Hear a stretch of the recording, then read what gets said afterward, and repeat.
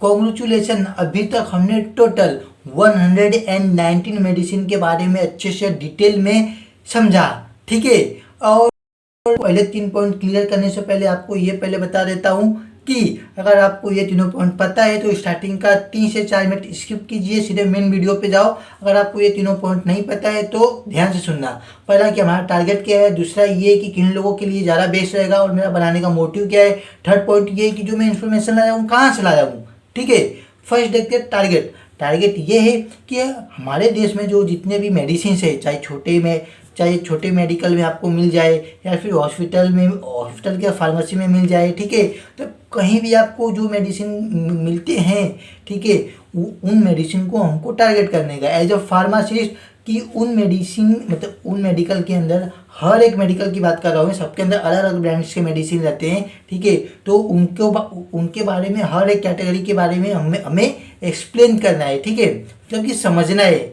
और वो कैसे होगा, टोटल हमारे देश में 30 to 40 ऐसे मैन्युफैक्चरर और मार्केटर हैं जिनके मेडिसिन के बारे में अगर आप जान लेते हो तो ऑटोमेटिकली तो आप पूरा वो कर लोगे, मतलब समझ जाओगे कि मतलब 90% के ऊपर मेडिसिन ऑटोमेटिकली आप समझ जाओगे। ठीक है, और अभी तक हमने फिलहाल 4 मार्केटर को टारगेट किया। उनमें से पहला सन फार्मा, टोरेंट, अल्केम और लुपिन।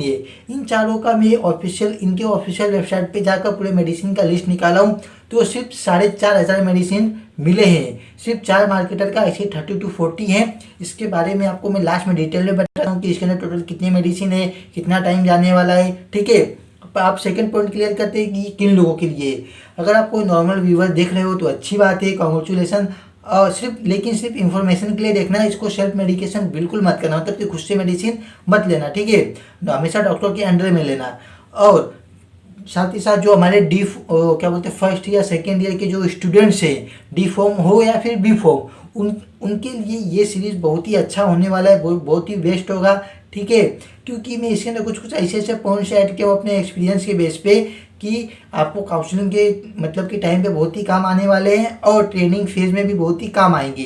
ठीक है, और अब देखते हैं जो हमारा थर्ड पॉइंट ये है कि जो हमारा जो सीरीज़ है, सीरीज़ का जो भी मतलब कि हर एक मेडिसिन के बारे में जो मैं इंफॉर्मेशन ला रहा हूँ, कहाँ से ला रहा हूँ। ठीक है, पहला तो जो मेरा एक्सपीरियंस है, एक्सपीरियंस बोले तो जो मेरा स्टडी किया हूँ मैं फर्स्ट ईयर सेकेंड ईयर, उसके जो नोट्स हैं उसके अंदर से कुछ इंपॉर्टेंट पॉइंट्स ऐड किया हूँ, प्लस जो टॉप 10 मेडिसिन के वेबसाइट हैं उसके अंदर से कुछ इंपॉर्टेंट पॉइंट्स ऐड किया हूँ, प्लस जो मेरे पिछले 2 साल में जो मैं ट्रेनिंग फेज में जो एक्सपीरियंस किया है उसके अंदर कुछ काउंसलिंग के पॉइंट्स में ऐड किया हूँ जो कि आपको बहुत ही काम आने वाले हैं। ठीक है, तो शुरू करते बिना किसी देरी के। ये तीनों पॉइंट हमने क्लियर किया, लास्ट में और डिटेल में इसके बारे में समझेंगे। तो आज का हमारा डे 29 है। अभी तक हमने टोटल 119 मेडिसिन के बारे में कंप्लीट कर लिया है। ये हमारा 120 मेडिसिन है। शुरू करते बिना किसी देरी के। तो फिर पहला देखते इसका इंट्रो। तो ब्लड कैंसर का ट्रीटमेंट सिर्फ कीमोथेरेपी तक लिमिटेड नहीं है। कुछ मेडिसिन डीएनए लेवल पर काम करती है, जीन्स को रीएक्टिवेट करती है, और उनमें से एक पावरफुल ड्रग है एजाकेम इंजेक्शन 100 mg, जिसमें होता है एजासिटिडिन। आज हम बात करेंगे, मतलब एजासिटिडिन ये कंटेंट है। ठीक है, और आज हम डिटेल में समझेंगे ये इंजेक्शन किस डिसीज में यूज होता है, कैसे काम करता है, डोज स्केड्यूल क्या होता है, साइड इफेक्ट्स क्या हो सकते हैं, सेफ्टी प्रिकॉशंस, मॉनिटरिंग पैरामीटर्स और सब कुछ जो आपको जानना जरूरी है। वीडियो एंड तक देखिए, कोई भी इंपॉर्टेंट पॉइंट मिस नहीं होगा। ठीक है, ये देखा हमने इसका इंट्रो। अब देखते हैं व्हाट इज एजाकेम इंजेक्शन। अपना ये एजाकेम इंजेक्शन है क्या, उसके बारे में देखते हैं। तो एजाकेम इंजेक्शन एक एंटी कैंसर कीमोथेरेपी मेडिसिन है जिसमें एजासिटिडिन 100 mg होता है। ये प्राइमरीली यूज होता है माइलोडाइप्लास्टिक सिंड्रोम जो अपना उसमें है, और acute myeloid leukaemia specific cases में जो सेकंड वाला है अपना, उसमें स्पेसिफिक केस में होगा। डिसीज का नाम हो गया या फिर कंटेंट हो गया। अगर उसके अंदर मैं प्रोनाउंसिएशन में थोड़ा गड़बड़ कर रहा हूँ तो वो अपने हिसाब से आप स्क्रीन पे देख लेना।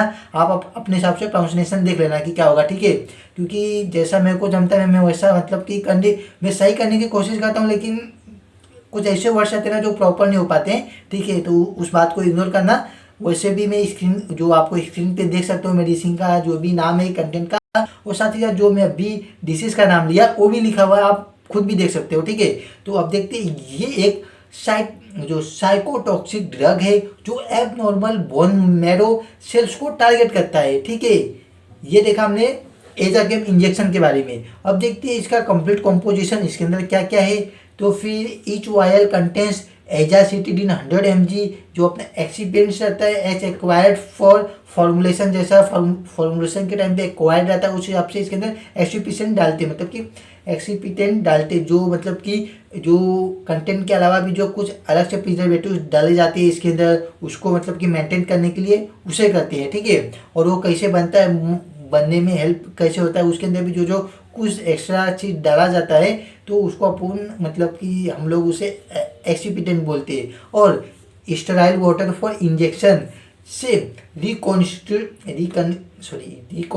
किया जाता है बिफोर यूज, ठीक है। फॉर्म जो कि अपना जो इसका फॉर्म कैसा है अपना लायोफिलाइज्ड पाउडर है, और रिकॉन्स्टिट्यूटेड के बाद तुरंत यूज किया जाता है एज पर प्रोटोकॉल, ठीक है। ये देखा हमने इसका कॉम्पोजिशन। अब देखते हैं इसके इंडिकेशंस के बारे में, इसकी यूजेस क्या है।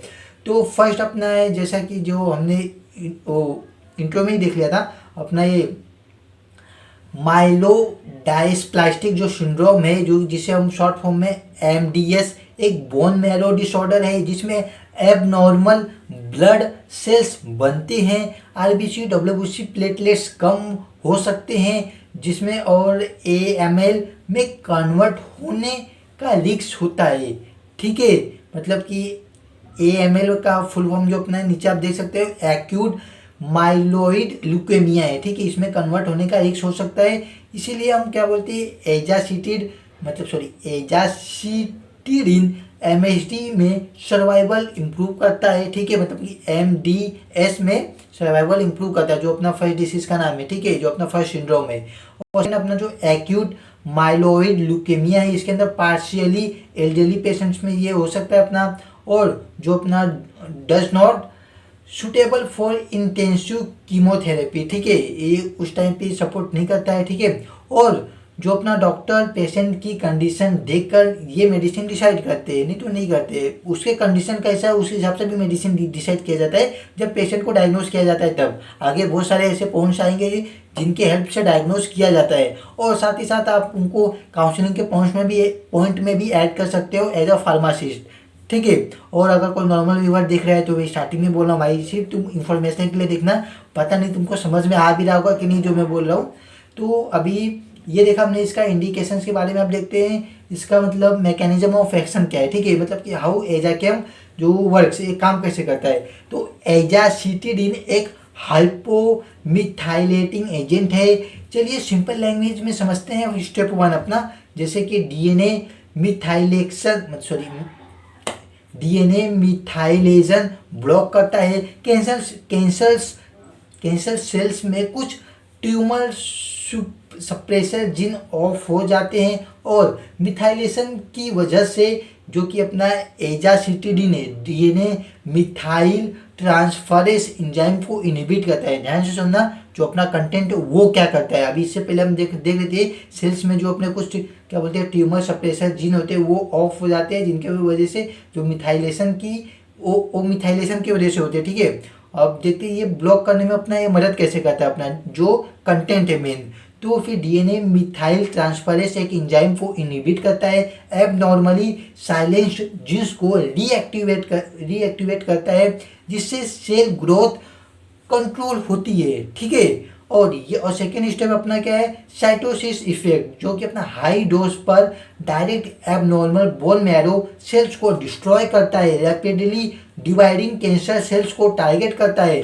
रिजल्ट क्या आता है हमारा, healthy bone cell production improve होती है, एबनॉर्मल क्लोन्स रिड्यूस होते हैं, ठीक है। ये देखा हमने इसके मतलब कि मैकेनिज्म ऑफ एक्शन क्या था, ठीक है। अब देखते हैं इसके बारे में कि इसका डोसेज क्या है, इसका एडमिनिस्ट्रेशन क्या है, क्योंकि ये इंपॉर्टेंट है, इसको ध्यान में रखना बहुत जरूरी है। और ये इंजेक्शन फॉर्म में इसलिए आपको भी समझ में आना चाहिए कि क्यों जरूरी है, ठीक है। वैसे भी जो इसका एडमिनिस्ट्रेशन का प्रोसेस रहता है तो हॉस्पिटल में ही होएगा या तो किसी क्लिनिक में होगा जो एक स्पेशलिस्ट डॉक्टर के द्वारा दिया जाएगा। ठीक है, आप तो करोगे नहीं, फिर भी आपको डोसेज और इसके बारे में थोड़ा बहुत जानकारी होना चाहिए। वैसे भी आप फार्मासिस्ट हो। ठीक है, और अगर आप कोई नॉर्मल व्यूवर हो तो बात अलग है कि नहीं, इसी इंफॉर्मेशन के लिए देखना आप।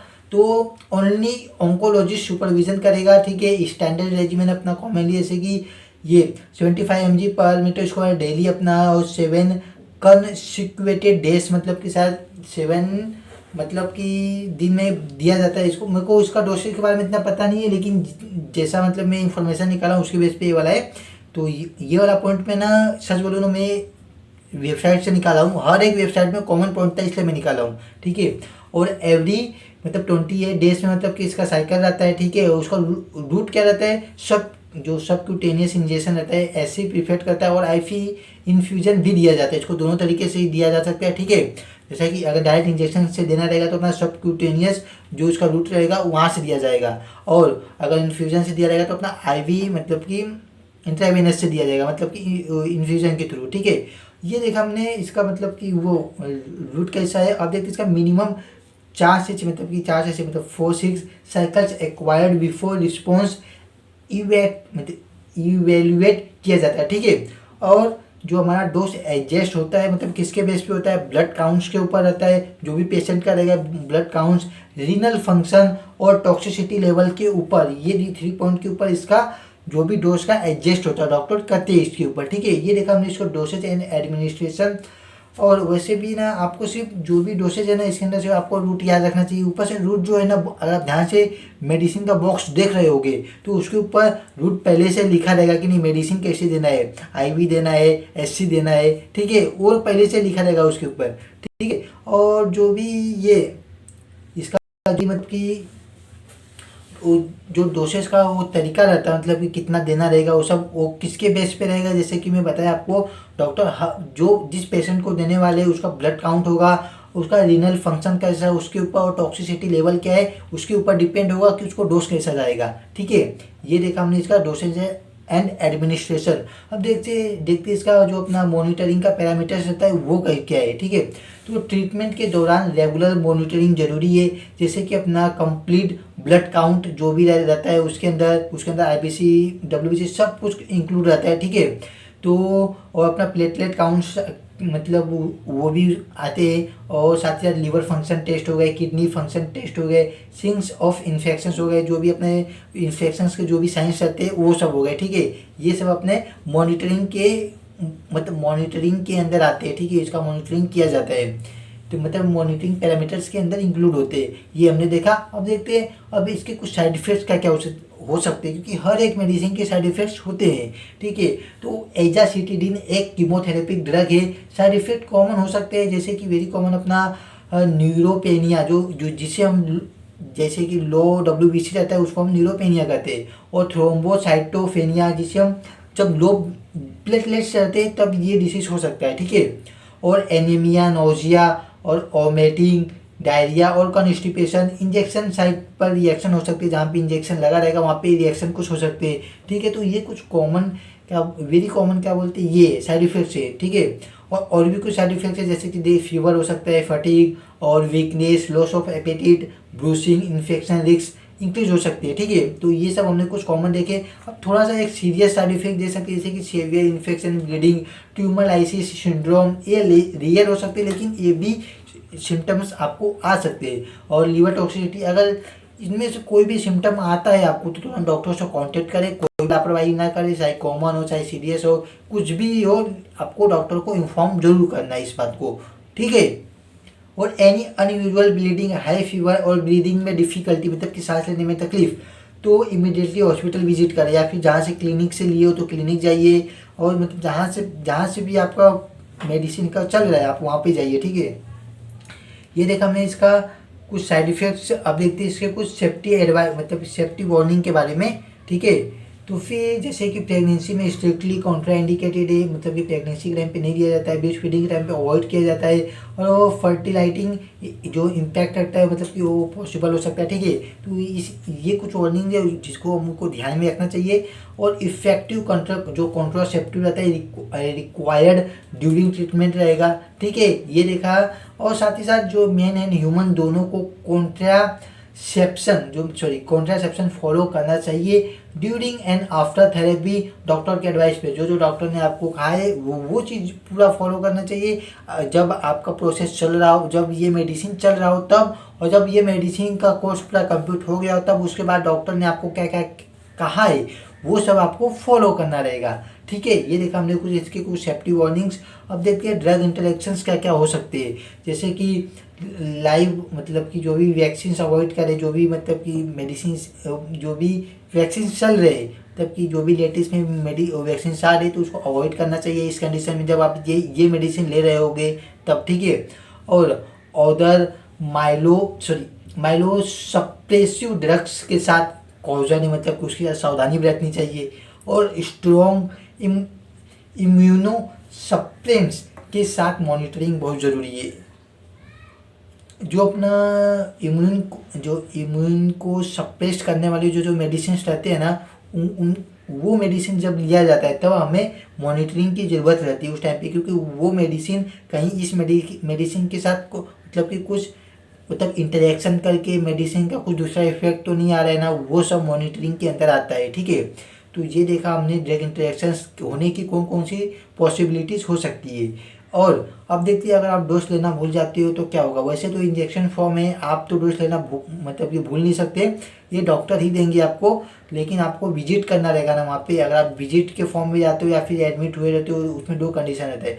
नॉर्मली विजिट में मोस्ट ऑफ द केस में जाया जाता है, एडमिट कोई होता नहीं है। तो फिर ये हॉस्पिटल बेस्ड इंजेक्शन है। अगर साइकिल डिले होता है तो डॉक्टर ब्लड काउंट्स देखकर रीस्केड्यूल करेगा, ठीक है। और सेल्फ मेडिकेशन कभी नहीं करना चाहिए। वैसे भी आप सेल्फ मेडिकेशन नहीं कर सकते हो अगर वो, और अगर आप पहले से डॉक्टर हो, कोई प्रोफेशनल हो, तो बात अलग है।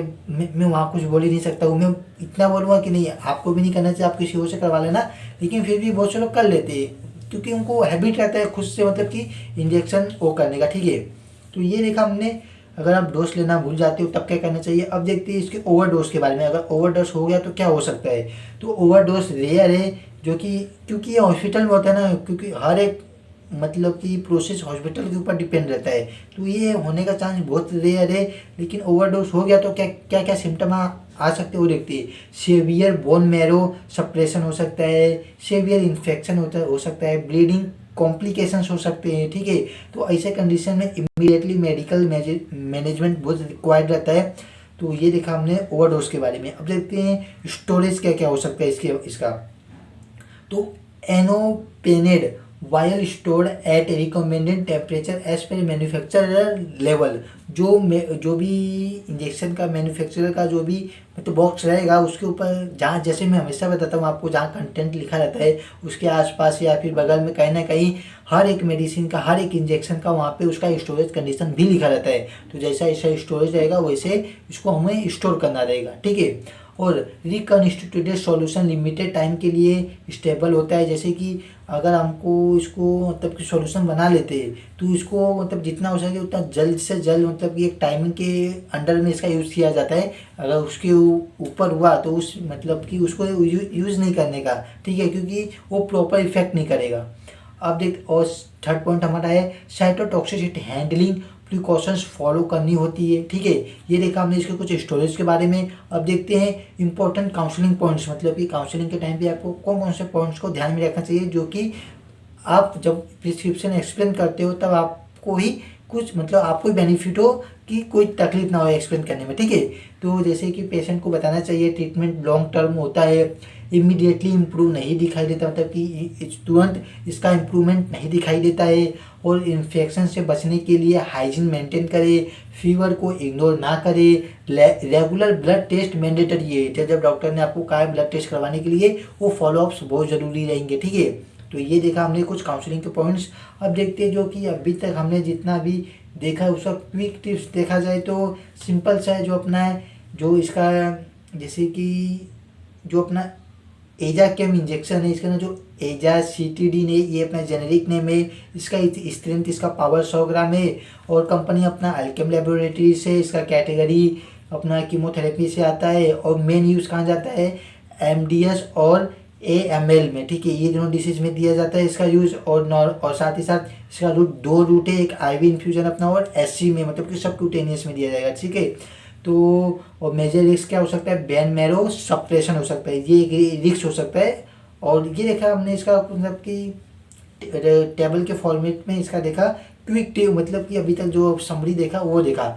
अब छोटा सा एक डिस्क्लेमर देखते, जैसे कि आपको पता है, मैं स्टार्टिंग में भी बोला था, अगर आप नॉर्मल व्यूअर हो, सिर्फ इन्फॉर्मेशन के लिए देखना, सेल्फ मेडिकेशन बिल्कुल मत करना।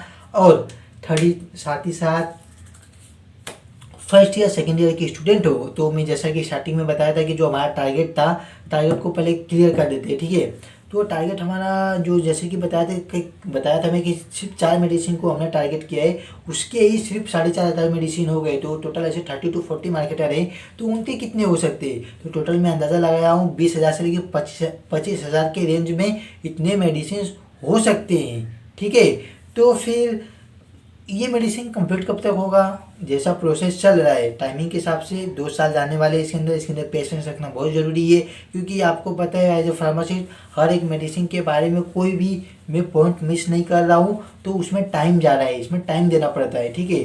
तो बिना टाइम के मतलब कि कुछ नहीं होगा। उसी में मैं जितना पिछले क्या बोलते हैं डे 28 डेज में जितना मैं मेडिसिन एक्सप्लेन किया हूँ, अगर आप खुद से ट्राई करके अगर एक्सपेरिमेंट के तौर पे देखते हो कि अगर एक दिन के अंदर इतने सारी मेडिसिन के बारे में अगर आप मतलब कि याद कर लेते हो, तो आपके लिए, क्योंकि एक दिन में 100 मेडिसिन याद करने से बेहतर है कि एक दिन में 4 मेडिसिन 5 मेडिसिन के बारे में डिटेल में देखो, लेकिन कंसिस्टेंट के साथ पूरा मतलब कि उसको देखते रहो, ठीक है। मतलब कि अपना एक हैबिट बनाओ, कि भले से हैबिट यहाँ से बनाओ कि सिर्फ आप यहाँ पे मेडिसिन देख रहे हो कि नहीं, एक डेली 4 से 5 मेडिसिन जान रहे हो। और साथ ही साथ जब आप खुद फार्मासिस्ट मतलब कि बनते हो, तब आपको मतलब कि वीडियो की ज़रूरत नहीं पड़नी चाहिए, खुद से अपना डेली का इतना टारगेट करना चाहिए कि नहीं, डेली में 10 नए मेडिसिन के बारे में जानूंगा, ठीक है। तो ऐसा अगर आप डेली 10 मेडिसिन के बारे में जानते हो, तो 1 साल के अंदर आप 3,000 के ऊपर मेडिसिन जान जाओगे, ठीक है। तो ज़्यादा नहीं, 5 से 6 साल के एक्सपीरियंस में आप पूरे मेडिसिन के भगवान बन जाओगे, और कुछ नहीं। तो आज का हमारा डे 29 कंप्लीट होता है। मिलते हैं कल डे 30 को। आज इस मेडिसिन को लेकर हमने 100 एंड कितना 112 मेडिसिन शायद, हाँ 112 नहीं 13 मतलब 14 शायद, हाँ सॉरी, मैं जैसा बोला था स्टार्टिंग में 19 मेडिसिन कंप्लीट, 19 नहीं हुए थे, 114 मेडिसिन कंप्लीट हुए इस मेडिसिन को लेके, ठीक है। मिलते हैं कल डे 30 को, तो पहले bye bye, good night, Radhe Radhe.